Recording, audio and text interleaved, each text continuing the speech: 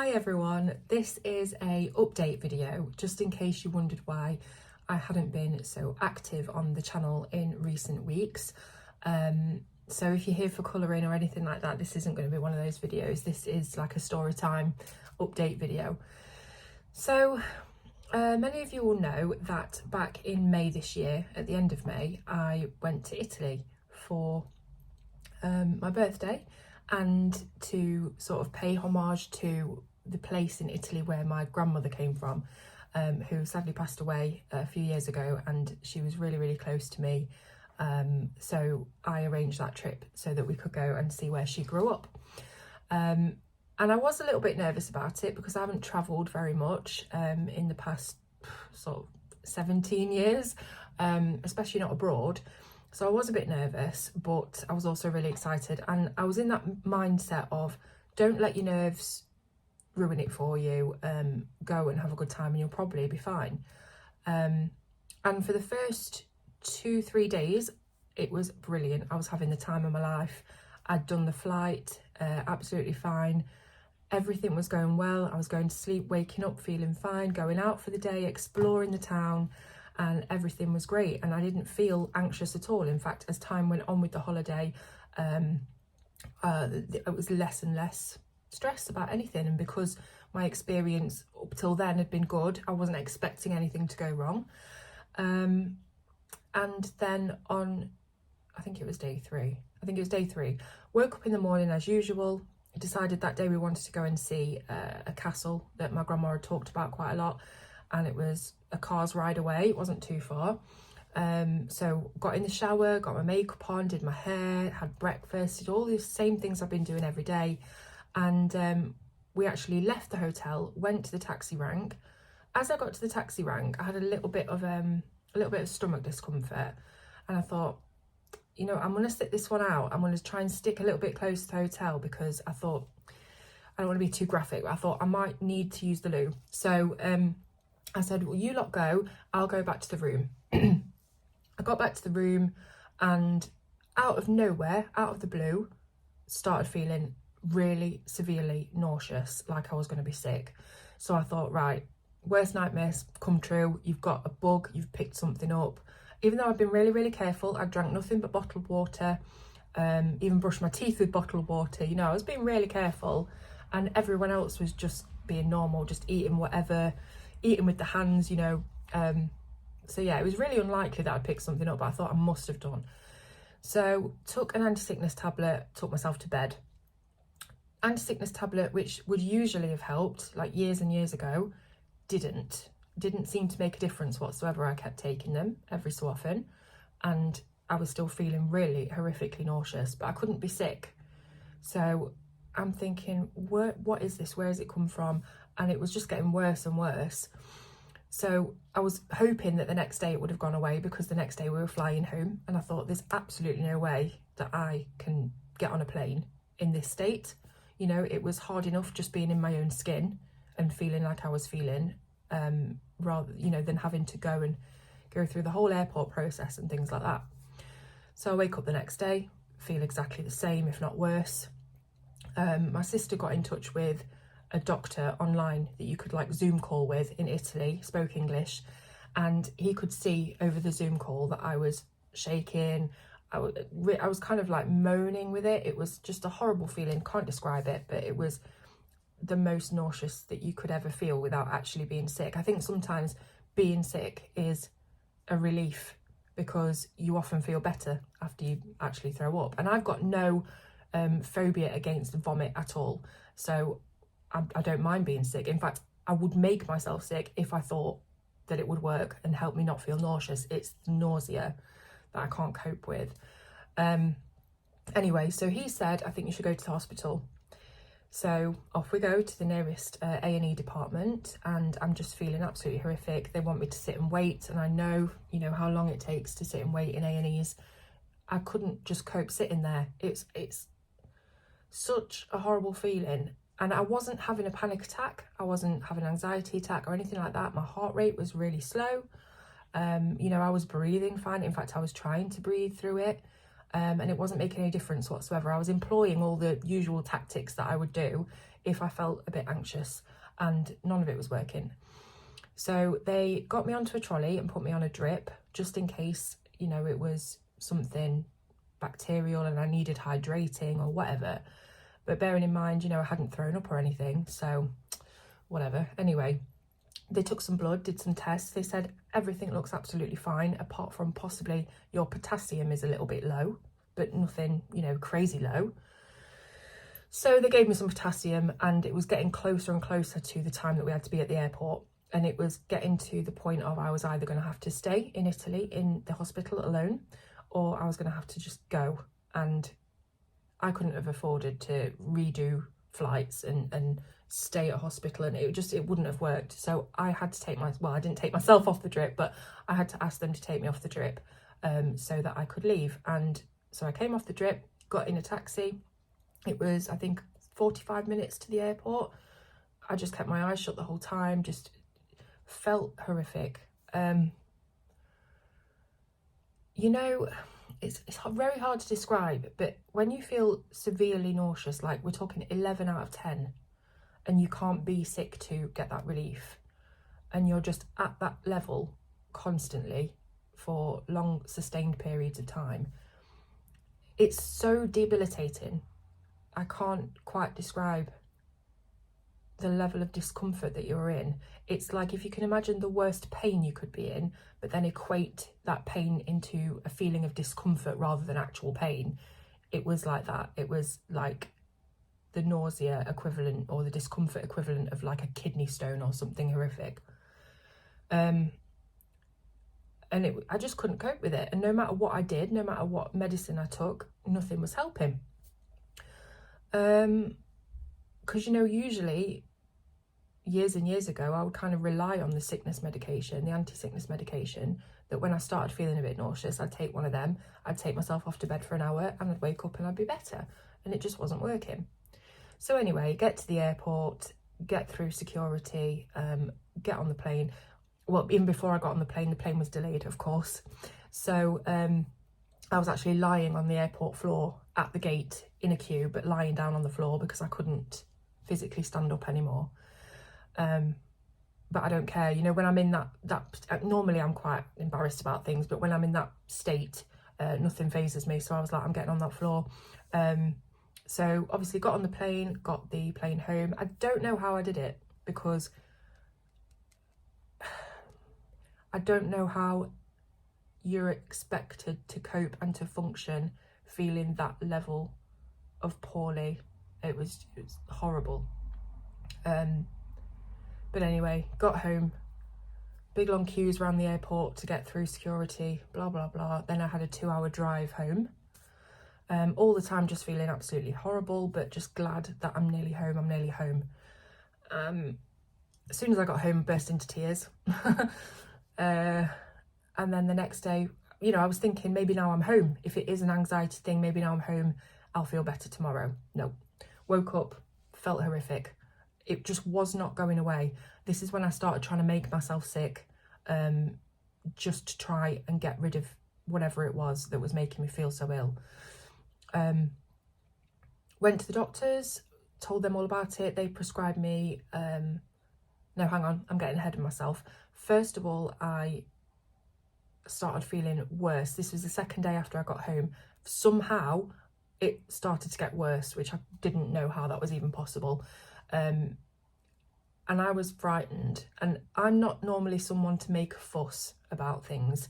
I don't, you know, I would never be somebody to even ring a doctor, never mind ring an ambulance for something, you know, unless I thought it was severe.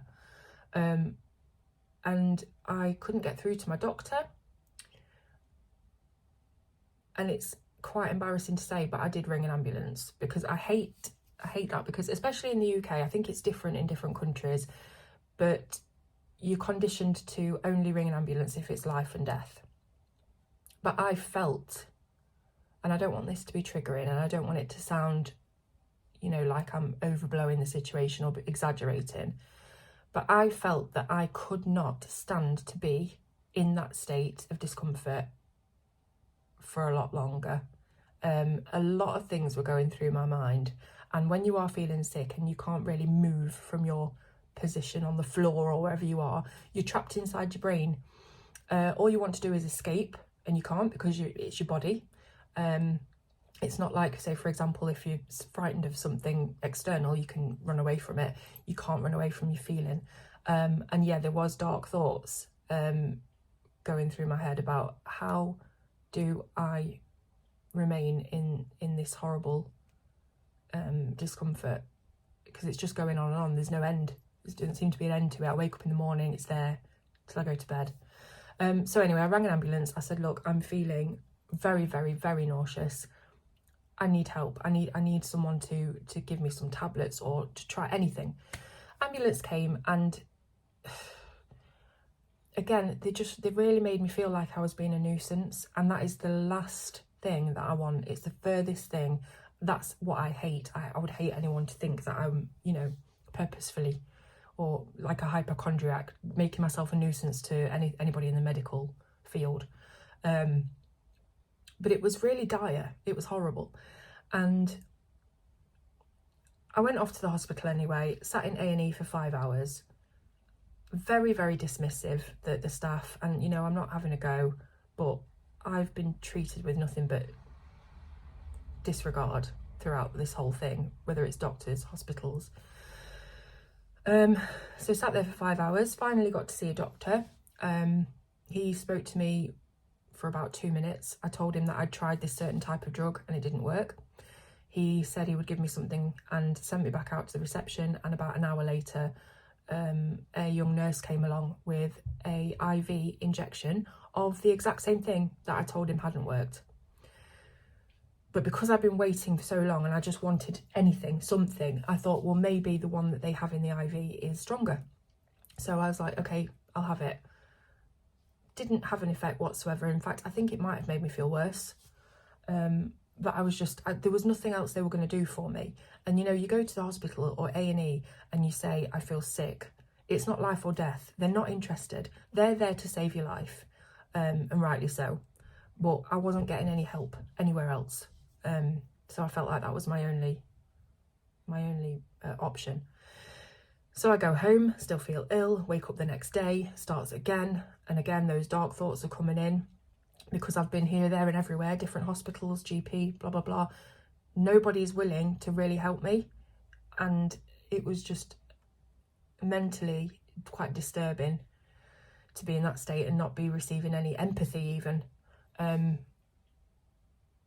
So yeah, rang the doctors again. I've rang the doctors so many times, they must think I'm a hypochondriac. But between these episodes, I'm absolutely fine. I'm sat here talking to you now, I feel absolutely fine.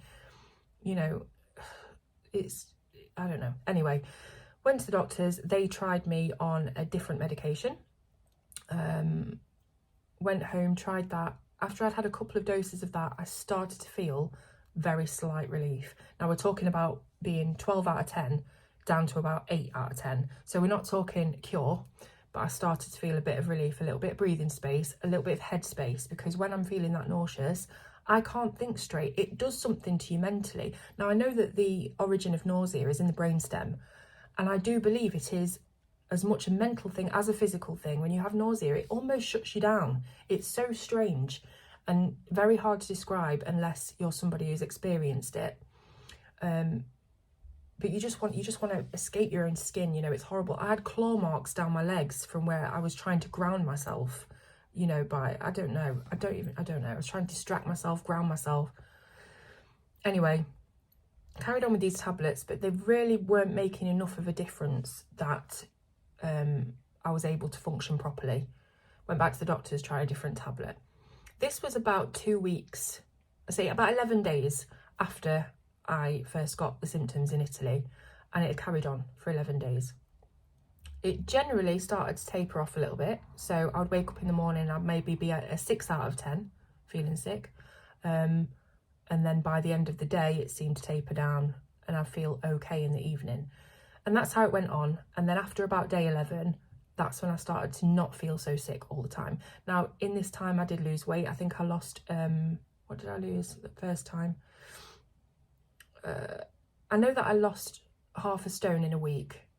I don't know what that equates to American measurements, But I know I lost 1/2 stone in a week because I just couldn't eat. I felt so sick. And I know they say to eat when you feel sick because it can make you feel worse, which I was desperately trying to do. I would try and force myself to eat as much as I possibly could, but it was very hard. And I was only eating very bland things, bananas. And then it went away, and I thought, well, it must have been something, some random bacteria, some random bug. You know, I'd had blood tests and they couldn't find anything wrong with my blood. So that was that. I was better. And carried on, and then I'm just trying to remember what date it was. I think it was like the 26th of June. So this started on the 30th of May, 11 days, then I got better, and then the 26th of June, the sickness hit again. Exactly the same as before, exactly the same level, just out of the blue.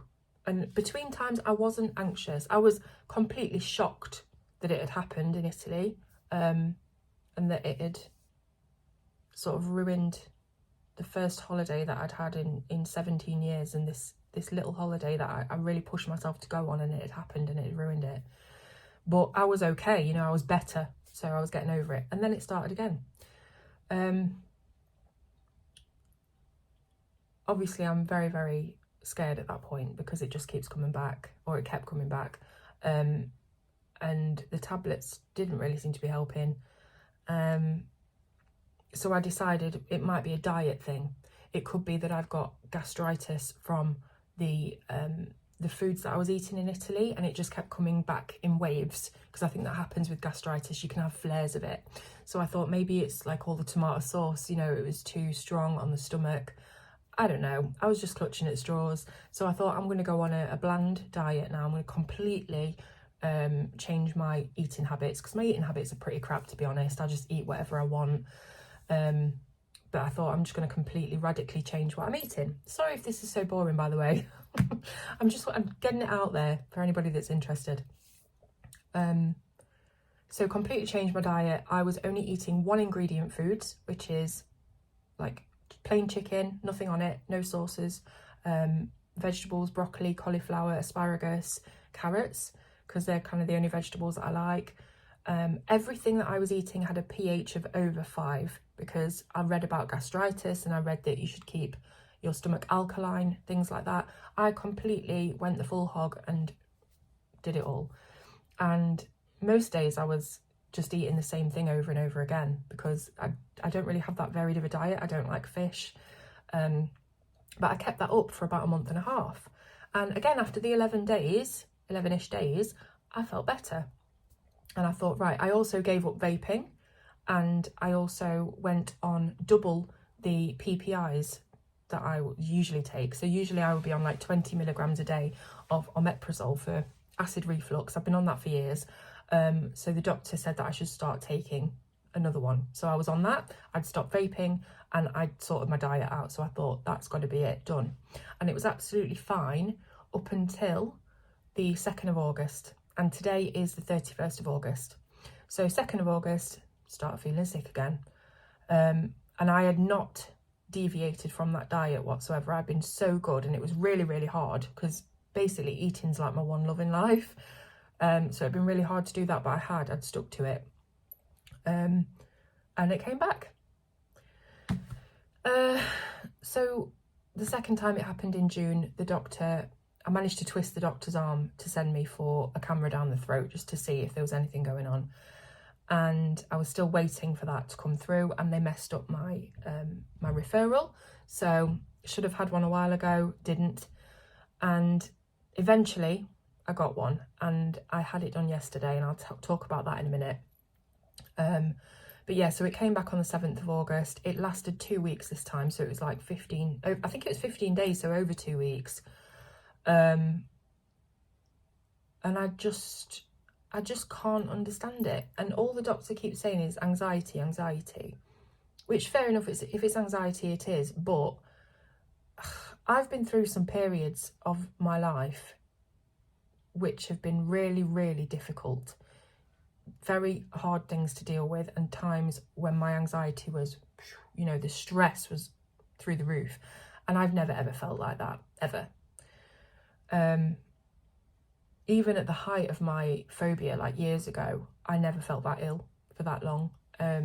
So I'm struggling to accept that it's anxiety, but blood tests and things so far aren't conclusive of anything. So that's when people around you start saying, well, maybe it is in your head and blah, blah, blah. And I'm really struggling to accept that it could be that bad. And why would it happen now? And why would it keep coming back in waves? So I've been looking at different things. I've been looking, could it be hormone related? So I've made a chart of when it happens, and menstrual cycles and things, and there's no pattern. I've been looking into all sorts of things. I've noticed that sometimes a couple of days before the nausea starts, I get a sore neck, like a really sore neck, and base of my skull. So I thought it could be migraine related somehow, or cervicogenic, so something to do with arthritis in the top of my spine. I've been Googling and researching and trying to be my own advocate for things, because the healthcare system is abysmal here at the moment. You really can't get any help. But I'm still none the wiser. So, endoscopy. Went for that yesterday. I was really nervous. I think anybody would be, to be honest, to have what looks like a hose pipe rammed down your throat. Obviously with my fear of being nauseous, it wasn't ideal.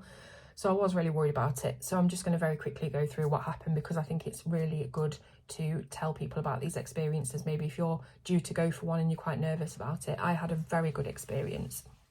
So the reason that I was quite nervous was because 7 years ago, I had a colonoscopy, which is a camera going the other way. And even though I knew it would be an unpleasant experience, I wasn't expecting anything too bad. And I went into it quite fine, quite, blasé, just get it done. It ended up being the single most painful experience I've ever had in my life. The doctor, who I've read other reviews about online since, and other people say exactly the same thing, he didn't even speak to me, look at me, anything when I was taken into the surgery room. He was very rough. He didn't give me enough sedation. And despite me screaming and being drenched in sweat and asking them to stop, begging him to stop, he didn't stop. I think it was mainly the air. They pump you with air to open everything up so they can see it better. And it felt like my organs were going to explode. It was so acute, it's horrific. So that is why I was worried about the endoscopy. I thought, well, they use air the same, it's going down the throat, my stomach's going to be bloated up, it's blah, blah, blah. So I was really nervous because of past experience. So I went in there and I told all the nurses that I wanted maximum sedation. I had found out what the maximum sedation was and I was ready to fight my case to get it. But you know what? They were night and day to that bloke that did the colonoscopy. They were so lovely, so empathetic and nice and reassuring. I told them what happened with the other one and they immediately gave me more sedation and then more on top of that. And I woke up in recovery and I have no idea what happened during the procedure, and that's the way that I wanted it, ideally. So that was brilliant. I can't tell you how much I appreciated just being given a little bit of compassion, just a modicum of compassion from someone in the medical field. Fortunately or unfortunately, whichever way you look at it, everything's all clear in the stomach.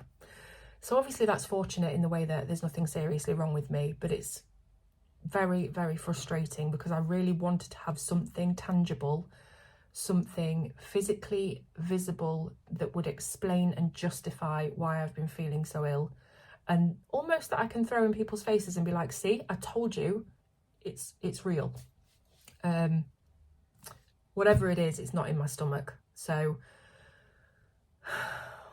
wherever it is coming from, whether it's hormonal or migrainial, even though I don't have a typical migraine headache, it's coming from somewhere. And I really don't want to accept, like I said, that it's anxiety. Because like I said, there's been times of my life where if I was going to have anxiety, it would have been then, and it wasn't. So that's kind of where I'm at. And I know this has been a really long video, it's like 25 minutes. But I just wanted to explain, because I have asked for yours advice a couple of times on the social media accounts, and you've all been so nice in giving me little ideas of what it could be, things to investigate. and stuff like that.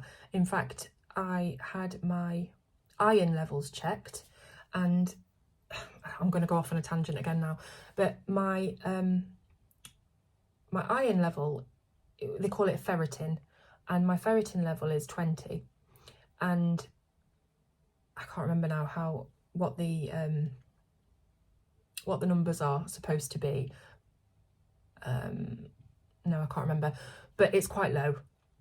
It's not the lowest it could be, but it's quite low on the scale. But you also can't really believe the lower and the higher limits that are given on lab results, because they're different in every country. Sometimes they're different in every different part of the country that you're in. And I've been on lots of iron groups on Facebook, and they've all told me it is really, really low. Not to trust doctors because they don't know anything about vitamins, minerals, and to start taking iron. So I've been taking iron, trying to get my iron levels up. Iron also coincides with vitamin B12. My B12 is 300 and something, and I think the top range is 800 and something. But because it's not like 0, doctors aren't interested. So I'm thinking I should have B12 now, and I'm looking into all these different things. But as soon as you start to add one vitamin and mineral, it coincides with another and another and another, and it's all a bit crazy. So I have paid to have a private blood test, a battery of tests that includes hormonal levels, which is difficult because hormonal levels fluctuate from an hourly basis sometimes, so it's only a snapshot of whatever you had that day. And then different vitamins and things like that, because the doctors won't do it. So I've had to pay for that, and I'm going to do that next week. But as I say, I'm in the middle of episodes at the minute. I'm hoping it doesn't come back, but because it has come back 3 times, it's making me think, well, soon enough it will.